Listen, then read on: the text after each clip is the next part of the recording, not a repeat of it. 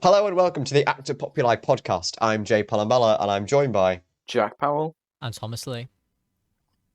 Today we'll be talking about everything that's gone on in the world this week, from Not So Pretty Patel's new policing law to what's going on in Germany, all on our podcast today. So before we start our fine podcast, I must apologise, and the team must apologise, but chiefly me, because my audio did not record the last podcast, so we were unable to broadcast it to you. So you probably, so we apologise for that. But to make up for it, we'll be doing a monarchy special. So COVID statistics. It seems to be a tradition on this podcast that we go through the COVID statistics. So the amount vaccinated this week has gone up again. I found out this week that my music teacher's been vaccinated, which is very exciting. So it's weird to see like people around you vaccinated, because it's usually like really old people. But 25,273,226 people have received their first dose, and 1.7 million have received their second dose. And you're meant to have 3 months between the doses, apparently. So that's why there's a gap. So the government are storming ahead with this, and the scientists, India, definitely. And then again, the deaths have gone up again to 146,487, so nearly hitting that 150,000 mark. What do we guys think of the current COVID situation? It seems to be that we will be going into our next step in a couple of weeks, which will be opening non-essential shops back up. I was really annoyed. I was very annoyed because they don't count galleries in this non-essential. They don't count art galleries or anything like that. Okay, Jay. I thought that was pretty strange. Okay. What do you guys think of that? I'm guessing art galleries, is that right in the tail end then, that they can start opening up things like that? Because that seems a shame, all things considered, that they leave it so long. Tom, they're never opening. It does, doesn't it? Yeah. They really have neglected... ban culture. Yeah, they really did neglect the media sector as a whole during this whole thing. Which I guess in part is because you can't have a concert with hundreds of people stuck together in a room. Well, at the same time, it feels like maybe more could have been done. But I suppose that's, we should be past the worst of that for the time being, at least. As we like Reading and Leeds Festival, like they're all planned to go ahead now. From this point on. The death figure, obviously at 150,000, while sad, we're watching a gradual decrease every day, which I suppose is all we can hope for until COVID is no longer responsible for any new deaths. Jack, do you have anything to add? Well, yeah, I mean, it's good. My mum just got vaccinated, so we're doing a good thing. But I've heard that the EU has stopped the AstraZeneca vaccine from in their countries and has stopped is planning on stopping imports to Britain. They've stopped the AstraZeneca for fear of blood clots. What do you guys think of that? Well, as long as Australia have got theirs in time. Don't mention it again, Jay. Do not mention it again. That's the number one. So this is the joke of the podcast, that we Australia always is a taboo subject, but I think it doesn't exist, Jay. Australia doesn't exist. Don't lie. In the Act Populi podcast, Tom, do you want to explain why?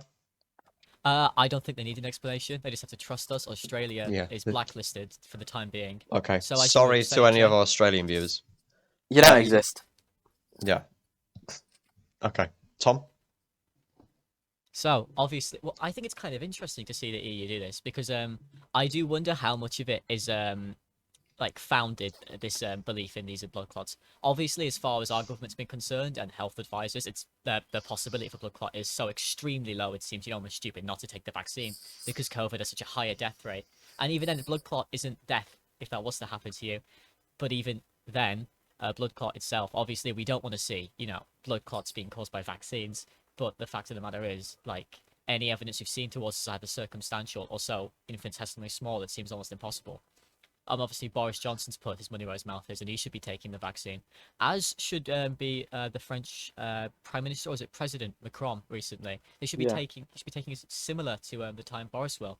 On the subject of France and Paris, have you seen they've actually been to implement new lockdown restrictions as well whilst this vaccine business goes on? And I think that's quite interesting that Europe's having this backlash.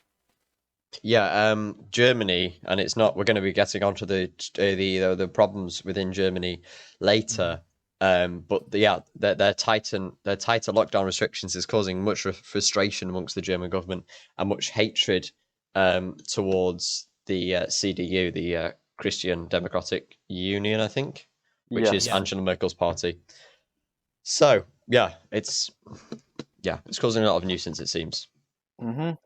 Definitely. But Do you but think it's all a health scare overall? Do you think it's a bit of fear mongering in the media I or mean, anything else? it probably is. Yeah, there are a few cases. I think there's 5 pending in the UK.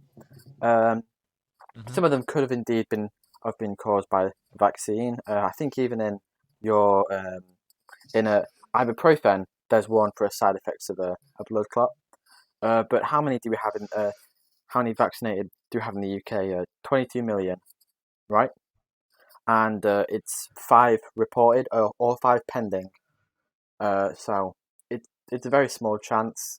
You know, I don't think you should reason it by saying, "Oh, it's better to perhaps let a few people die to blood clots than than not take the vaccine as a whole," because anybody dying is bad, right?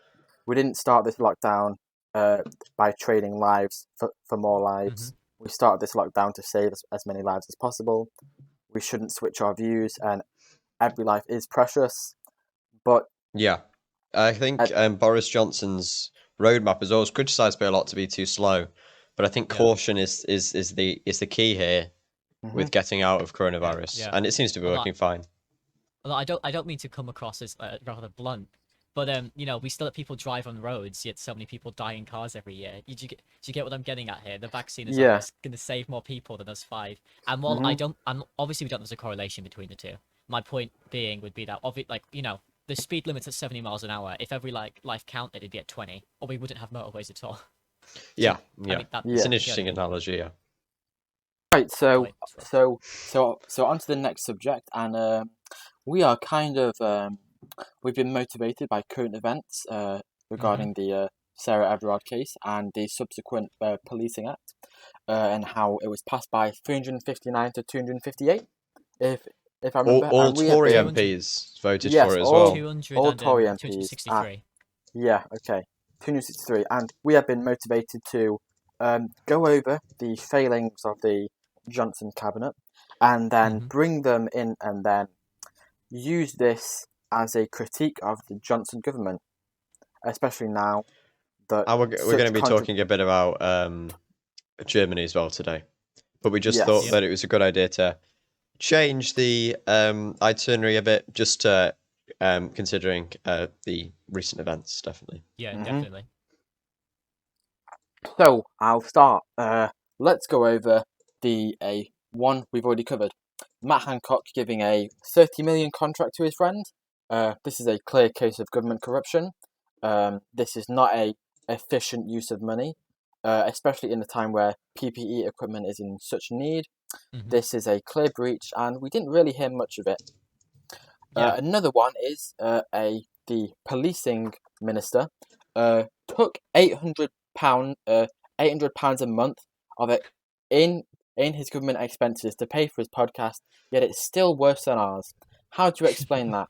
Still, I thought our podcast was the best in the globe. It is. Tory Even with our small budget of £0, we can outperform this the Maltcast. Is that what it's called? Yeah, the Maltcast. Genuinely, completely outrageous that that's a thing that exists. Using doesn't that sound like satire? Like the it idea. Does. I just because if you very interesting for anyone who's interested, and I think everyone should be, is the website They Work For You, and it tells you literally all the information you need to know about every single MP, what they voted on. You can search at your own MP, you can see what they've claimed through the government, and it's a really good way of getting rid of that wall that obviously often prohibits people from seeing. And we have the feeling that these MPs can do what they like and they can take what they want. But this website is a really good way of showing you what these people have been doing.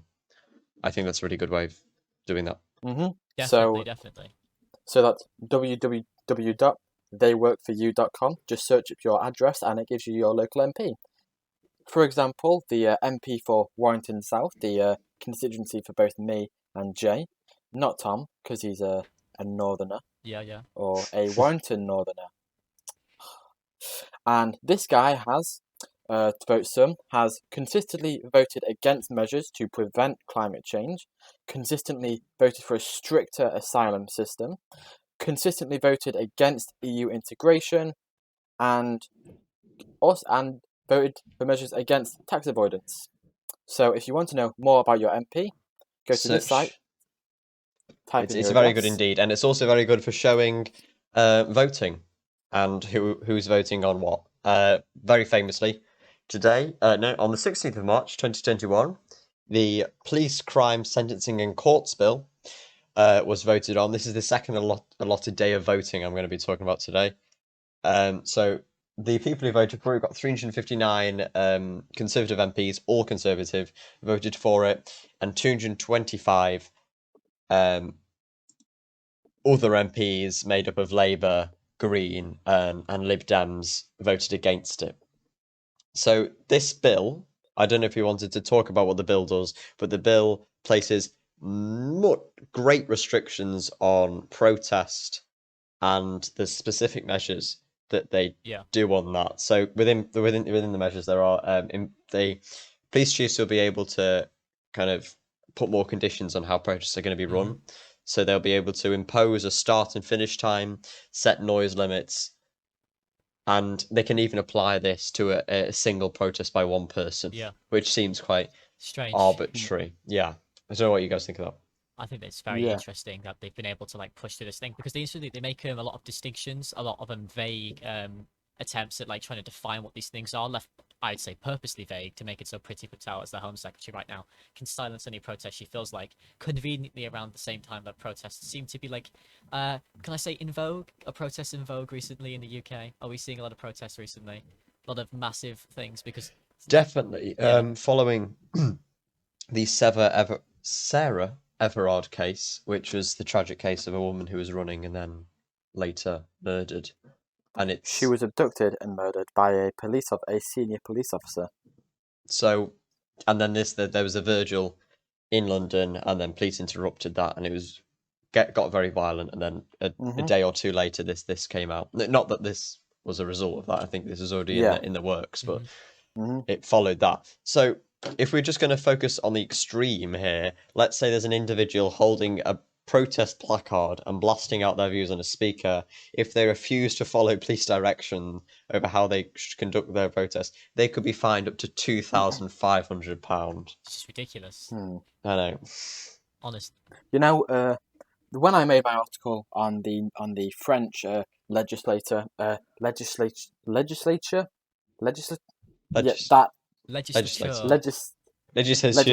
There we go. Legislature on the global security bill that was shot down. You know, I was thinking in my head, there's no way that Britain would ever do this. You know, I don't see something like that happening. But lo and behold, it's a rightful tragedy does happen, and then it seems like Boris Johnson has slipped this pill of police control in a sugarcoating of protecting women's rights, which when it really isn't. Protecting women's rights is a good thing, but the pill doesn't protect women's rights. It stops people from protesting, which is such a shame to happen. You know, I think you could. The three main branches of protest that we've got at the moment is their Extinction Rebellion, which was happening a lot in the summer, Black Lives Matter, which is happening a lot in the summer as well, and now this new, rightly so, about women's rights, sexual harassment and things like this. And very interestingly, following the Black Lives Matter protests and the subsequent toppling of statues within that, there has been a new final measure to the bill that could lead any damage to memorials, resulting in a 10-year prison sentence, which is pretty interesting. And I was saying to Tom, do you think they did this in time for the statue of Margaret Thatcher being put up? I mean, that's definitely gonna. The second anything to any monument to Margaret Thatcher go up, the first reaction of the general public is to knock it over, destroy, or throw eggs at it. Yeah, or praise it for some people. You know, maybe all three. All three at the same time. I guess the big one that's been criticised at the moment, and I don't know what you guys think of it, is the Churchill statue. Yes. I mean, that's a real haven for a lot of Mhm. people who want to express their views. I don't know what. Yeah, I mean, Churchill was a bad guy, let's not confuse it. He was a bad guy. He voted against the NHS. He 21 21 times. times. He Persistent. Look at he that. he. India had a whole food crisis. He used 3 million yeah, dead. and he was a bad person at the time. But he also was the man strong enough to win the war and kindle the British spirit in World War II. So you have this dichotomy of, well, he did really good for the British public, but do we look outside what he did for Britain as like a spirit, as like a leader of the war, and what he did as like a bad person? Should we keep him Yeah. up to Yeah. commemorate what he did in the war, or should we take it down as we recognise he did bad stuff?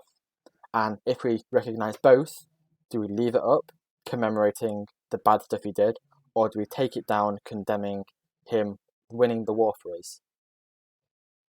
Yeah, that's obviously really interesting because, as you say, Churchill's got this very divisive figure due to his massive differences between his foreign policy and his social policy. Again, voting against the NHS, and obviously in one breath he's helping us win a war and he's talking about unity, and in the next he's leading to the starvation of 3 million Indians. He's an interesting figure to say the least.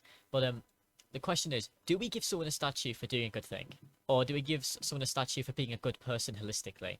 Because should we only be doing one? Because Churchill right now, he's done a good thing, or he did a good thing. He ended World War II, or helped end World War II, and helped give Britain its freedom. However, obviously he commits all these atrocious acts. Do we give him a statue for that? Or should we only be giving statues to people for holistically being good people? Or do we put a statue up of Winston Churchill and put a massive asterisk next to it, and then a massive statue of all the things he did wrong as well? But I disagree with that because there's loads of statues of Napoleon. There's loads of statues of Lord Admiral Nelson, and I wouldn't class them as good people. I mean, he was the dictator of France, Napoleon, but there's loads of statues of him up still. I don't think you need to be good to necessarily. And Genghis Khan has got loads of statues, but you don't need to be good to have a What should statue. you be? Can I read you a Churchill quote?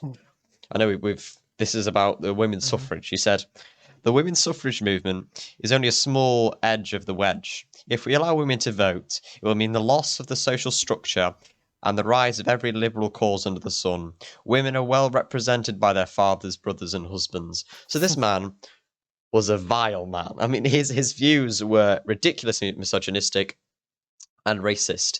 He expected Indians in 1939 to fight against to join British forces as part of the empire to fight against fascism and to free Poland's democracy, whilst Indians themselves hadn't experienced democracy and freedom. And it's utterly arbitrary. And so many Indians were so confused that they were expected to fight against German fascism when they believed they were under the authority of British fascism still. It's completely baffling. So I think the thing with Churchill is that people view, yes, he did a great job in the war. He was an excellent military strategist in the later part of his life, but he was an utterly terrible at all things domestic and relations and things like that.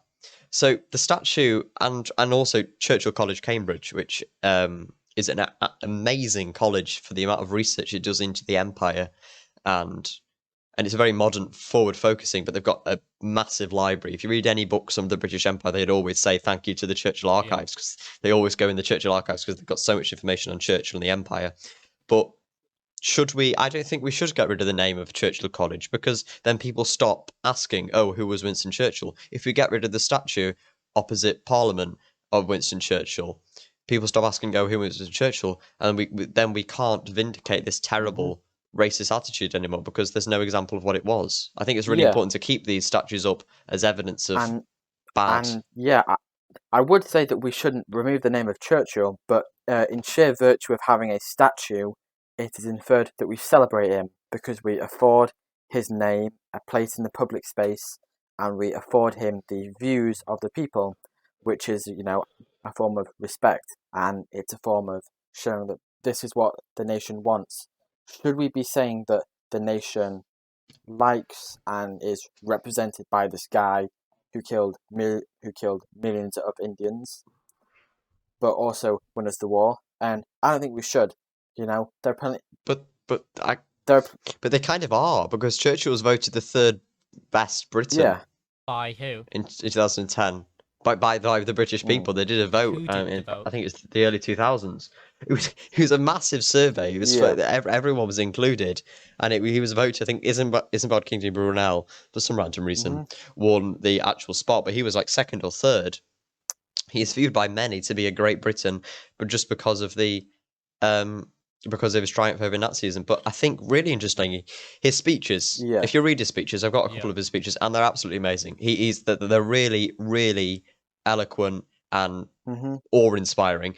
But the thing is, none of these were broadcast to the nation as they were made. They didn't have PMQs live on TV because TV wasn't a common thing back then, and they weren't broadcast on the radios either. So these speeches were either made a day after Churchill repeated them again on radio, or, funnily enough, about 5 years after the war, he released a vinyl disc of like Churchill's greatest hits. So all these, and there's a massive, do you know Mandela effect? Yes. When people think that something happened and it hadn't really happened. There's a massive problem of people of the Churchill's generation and the Second World War, remembering distinctly that they heard Churchill's speeches when they were made, but they never did, because Churchill only made one or two speeches during the actual war, Yeah. which I thought was quite interesting. Definitely. I am on the whole Churchill statue thing. I think more than anything else, it should be so wherever these statues are placed, like I think it should be up to the constituency or the people in that area themselves if they want the statue up or down.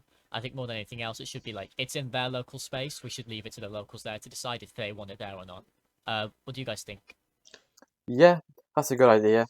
Leave it to the people, and then it shows what the people want. Yeah. They shouldn't be forced any But that's false idol but- or anybody that is controversial to them. But what about the cities in the UK where there's surely a considerably larger amount of white British people, and there's a small amount of British Indian people? Surely that's not very fair on them, who might seem Churchill as a really threatening figure, but he still remains still be in the town. Representative of the broader demographic of that city, though, wouldn't it? I think what's needed instead of that is to keep these statues up, because I really hate when people destroy history. This is what the Nazis did. This is what Mao did. They destroyed literature and they destroyed history, and for some stupid reason, and I really hate when this happens, what we should do instead is put a plaque below the statue, an unbiased plaque, explaining what he did, explaining who he was, and explaining his thoughts. And this goes for everyone. This goes for Cecil Rhodes, who I think it's Christchurch. No, it's Oriel College, Oxford, have a statue of Cecil Rhodes. You don't know who he was. He was a British Prime Minister who was part of this thing called the Great Scramble for Africa in about 1883, I think. And this was the idea. It's really, I don't know why. I just find it so stupid that they went, in 1883, they went, right, Africa, we need to sort the places out. Come on, European countries. What do you want? lines. And then they all picked. They all picked what they want, and then and Britain got a fair amount. And Cecil Rhodes, the British, the guy responsible for Britain, got all of this, and he created Rhodesia, which is now Zimbabwe. But people, there's been massive calls at Oriel College, Oxford, to remove the statue of Cecil Rhodes. But I don't know, because I presume Oxtonians have a fine knowledge of history and they know who Cecil Rhodes was. But surely we don't want to remove that and risk losing that education. But I'm guessing by them wanting to remove it, they don't see it fit that we should be praising this statue, because they probably see that by sheer virtue of having a statue, that guy is worthy of praise. And they don't think that a guy who split up Africa is worthy of praise. Shouldn't we leave our education to the education system rather than the things we see in the street that we praise? Well, education is all around us, isn't it? Yeah. It's not like we just what we see, we read in books. We see photosynthesis, we see animals and stuff in nature. But I think it's really important to learn from what's around us, like textual Why don't learning. we put them in a museum? Because not many people go to museums, do they, anymore? Obviously, museums, as we've just discussed, isn't really on the public agenda that much if they're not opening until May I just time. feel like I think to hide it away in a To museum me, it is seems is the people who are dangerous. going to go and read that statue and ask questions about it are the people who are going to go to a museum. If you, Are they? I'm more I think. inclined to think that. What about like a family walking with their children, and the children go, "Oh, who's that person sat at the top of Royal College?"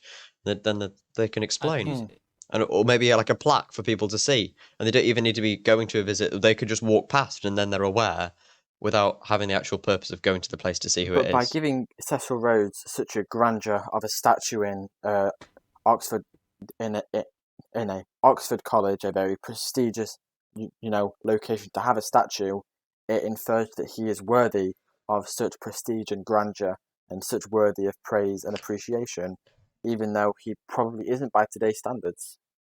And Yeah, because there's the Oxford have a thing called I can't remember what it's called. I think it's like the British India Institute, and this is back in the days when Mhm. Britain controlled India, and then they got rid of it, and they've replaced it with something else now. I can't remember, and someone got really angry about it on social media. But what were you going to do? Knock the building down because it was one time a place to study India under British rule? I don't think Yeah. that's fair. They've crossed the name out, and it's a different department now. But there's no need to knock the whole building Yeah. down. Yeah, but the difference in a building and a statue being a statue only exists for that person. The building can be repurposed. Unless we're going to... Anyway, Yeah. on statues, I think we've had quite a large detour from our original talking points. We need to do another special on I statues. I think that think. sounds very Ooh, interesting. But let's yeah. take this detour, and why don't we head back in the direction of that bill we were talking about? After a quick break.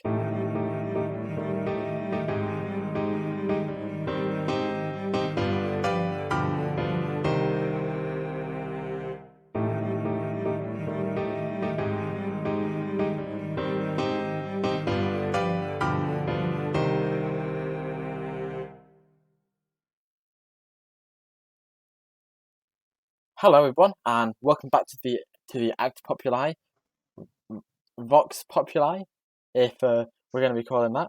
I thought that was a cool name Well, for it. hey. Thought that'd be a cool name for the podcast. Try that again. But yeah, so we are back, and today we are going to be discussing a different aspect of the policing bill, and that is its clamping down on protests. Now, as I mentioned earlier, this bill seems very in vein of the global security bill that France tried to pass through last December. It seems to be curtailing the power of people to protest, which is very bad. Obviously, there's issues with free speech, and this is in the wake of the Sarah Everard. Very sorry to the family. Briefly forgot the name. The Sarah Everard tragedy and the subsequent vigil held. Now that vigil was handled incredibly shittily by the police. I'm not gonna sugarcoat it. It's not a good image when you have 5 fully built guys kneeling on a 5-foot girl's neck. Not a good image at all, especially considering the context of the vigil, wherein the victim was indeed abducted by a police official. Yeah, giving the police more power in the wake of a tragedy wherein a policeman abused his power and abducted someone is not a good idea. In fact, any time reducing the ability for people to protest and reducing people's freedom of speech is never a good idea. At the very least. Now, funnily, or just destroy it. Now, this was passed by a majority, mostly Conservative. I think most of Labour voted against it. But yeah, very bad thing, and this has shaken my faith in the Conservative government a lot, because they almost pretty much unanimously voted for it's ridiculous, really. Just Yes. Other items aside from the protests, because it was a full policing bill. There were a couple of good things that came out of the bill. If we dare praise the government in this podcast. Yeah. Changing sentencing rules so that criminals spend more time in jail before they can be conditionally released. Judges will be allowed to consider jailing child murders for their entire life. Maximum sentences for low-level assault against emergency service workers doubled to 2 years. On terrorism, the bill created powers to more closely monitor offenders released from Yeah. prison. And then there's different changes to the sexual Yeah. offences law to tackle kind of abusive Mhm. adults in positions of trust, such as They sports tacked a lot coaches on this or Yes. bill. religious A figures. whole So lot. there's Yeah, yeah, yeah. well, it's you know, it was under Mhm. thought for a long time. It's not like, Mhm. oh God, Everard case. Definitely. One day later, here's the Some bill. strange extra Uh-huh. tidbits is being a public nuisance is now a statutory crime and actually can carry a fine or prison sentence. And it's gypsies can now be arrested for doing literally nothing. The case used to be Yeah. being gypsies. Being gypsies. Not even like that's not. I'm not. Mhm. It's ridiculous. Okay, originally, if you were part of a gypsy and you had a caravan, you had 5 caravans on some land. That was enough for you to get kicked off. And that if you had 5 caravans, excessive noise, or you were like being a nuisance, you were unwanted by the community. Now you can be forced off the land for just 1 caravan without any complaints or any noise. You, as a gypsy, can be forced off the land for simply existing. But I don't know. I don't know what you guys think of this, because surely they should Yeah. only really be on public land, and public land that you're not allowed to live on, because legally that's not allowed. Yeah. Like, you see people like gypsies set up in parks, and Yeah. you're not allowed to live Mhm. in a park, so that's against the Yeah. law. I don't know if special provision should Possibly. be made for gypsies, as they're classed as a minority, Yeah, it but seems a bit it's an interesting that interesting they case, punch down nonetheless. so hard out of nowhere or anything else. Yeah. Anyway, I think like eviction from like a public park in a city. Yeah, I totally get that. But if it's just any public land, then let's say like a bit of forest or like some like flats that's public land. Is it moral to kick them out of there? I'd probably say no, all things considered. Is it like, what do we class as public land? Like a park? Yeah. Is this public land? I mean, I don't think it should be. Is it? Although it's public Yeah. land, you still can't live in Yeah, it, I know. Jack. That's not. Yeah, so I don't know. Yeah, Interesting to be case. affecting It's an interesting, seems to definitely be affecting interesting human one. rights. And on that topic, this bill seems to affect a lot of rights that people seem to be holding recently. I know you've got some opinions on this, don't you, Jay? The Home Office, they said, okay, so the main problem was that they were like, oh well, the right to protest is a basic human right. This right is not absolute. Protests can be limited by the police if they believe they have a good reason to impose restrictions on the event. So it's not like we can protest as much as we want. There are restrictions within this, and the Home Office have played within this, and the Home Office themselves insist that this plays into human rights. And I think it'd be very bad if it didn't. It wouldn't be allowed if it didn't. But I guess we'll see when it comes later on, and when people are eventually arrested, because that's when the fun starts, and we can see if this actually works But when there are cases in court and Yeah. complex legal battles, Yeah. whether the police have used their powers properly, and then we just have to wait for this act to play We'll out. see how much force Yeah. the police are willing to exert on everyday people, and how But much the Home by Secretary is willing to. but hold on, by making it a law where making it a vague law where, say, a protest can be disbanded if it's making a loud noise, by allowing that for some cases, they allow it for every case, basically. We shouldn't say, oh, it's not bad until it's been tried, because it does allow clear, blatant stops to protests. Yeah, yeah. There's tight restrictions on protests, definitely. It's almost Mhm. ridiculous. It seems. And Jack, I'm going to say something that might upset you. It looks like we're living in It's literally 1984. 1984. Look at the date, Tom. Oh well, is that you turning in your grave? Possibly. Look at the date, Tom. It's the 32nd of December, 1983. Oh no. Whoa.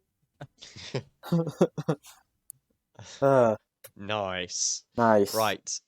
Talking about 1980, I was going to try and link it into Germany then, but it really doesn't. Yeah, Germany, that's a on the rabbit hole, Jay. 26th of September, on the 26th of September this year, Germany political environment will definitely change. This election will culminate with the election of a new chancellor, saying goodbye to the remarkable 16-year tenure of Angela Merkel. And Angela Merkel is definitely trying to fight for her Christian Democratic Union Party, the CDU. But so far, it's been a very tough year. Mm-hmm. So early March saw the first 2 regional elections, and the CDU candidates won less than 1/4 of the vote in a lot of wealthy southern states, and the results were the worst since the end of World War II for the party. So, Yeah. what do we all think of this? I mean, hold on. A 16-year tenure. Surely it was time for it to go. Probably well before the 16 years. Like, probably well before now. I think she's overstayed her due. And I, for one, I'm glad she's gone. So, if anyone doesn't know what the parties stand for, as it were, in Germany, we've got the CDU, which is, if I'm right, is it comfortable centre right of Germany? Yes. Yeah. There's the SDP, which is the Socialist Democratic Party. something like that, and that's on the comfortable left. Yeah. Not to be confused then with the we've got the- NSDP. No, the SDP, and then we've got the Free Democratic Party, which is very fiscally conservative, and then we can kind of move that over to not far right, but we AFD. can put that middle right, Yeah. and then we've got the Green Party, which is getting quite popular now in Germany, actually. So these are the problems that are facing. These are the parties that the the CDU are up against, and to combat that, as well as the parties that they're up against, as well as their losing streak so far in early March, there is trouble inside Merkel's party. This is the Merkel's government faces the third wave of COVID. Public frustration is getting bigger, and then, as we talked about earlier on in the podcast, both vaccine and economic help are slow in coming.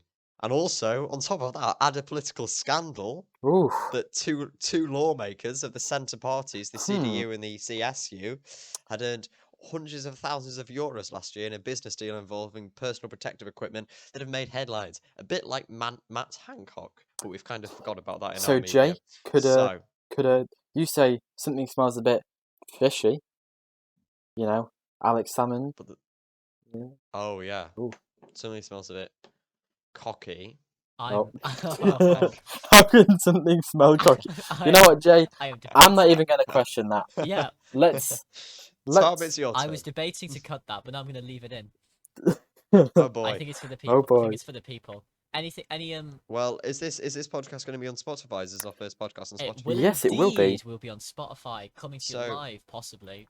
We've got lots of requests to have on Spotify, so Many. Mhm. enjoy. Specifically one. particularly. Yeah. One, Looking at you. one rather Whoever that short is. Knows who you communist. One Marxist. Scottish One Marxist. parametric universalist. Ooh, fancy. Right. Little shout out there. Right, so Okay, Angela Merkel. Tom, any views on this? Sorry, is this Jack saying Angela Merkel? How do you say Angela? Is she I say is she Angela. a cute No, it's or is Angela, she isn't it? obtuse? She's a bit too Ah. obtuse for me. Yeah. She's cute to me. Yeah. Right. So, Tom, say it. Yeah, okay.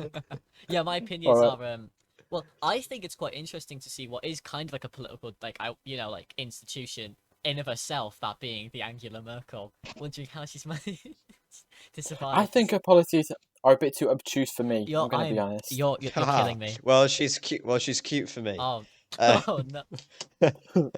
Well, yeah, I think Angela Merkel. The problem is that she's the very centre, Yeah. and as we know by now, and as history taught us, right now, in times of challenge, centre governments aren't very good, and Yeah. it seems to be that a lot of conservative Germans have complained that we have two social democratic parties, and we need more. Yeah.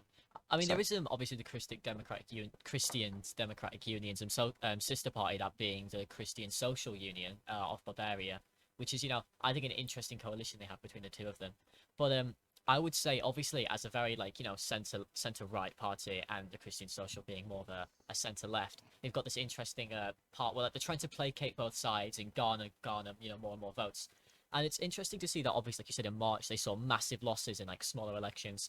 However, I think it's something like most independent polling companies based around Germany still see the CDU winning like a comfortable majority, although there's some debate whether or not they'll be winning.